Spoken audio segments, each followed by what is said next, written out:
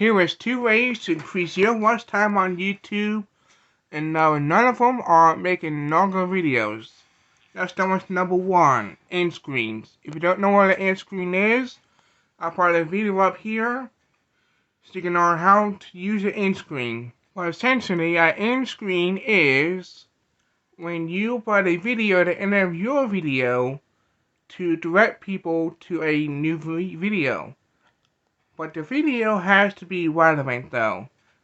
You can't just put any video up there and expect them to watch. And make sure to use a strong call to action. Just say one thing, and that's all, and that is direct people to the next video.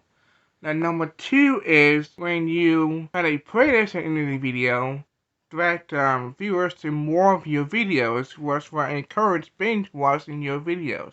But you still need to get people to the end of your video. This video on the screen now will teach you 5 audience retention tips so you can keep people watching. Go ahead and watch that video, and I'll see you there.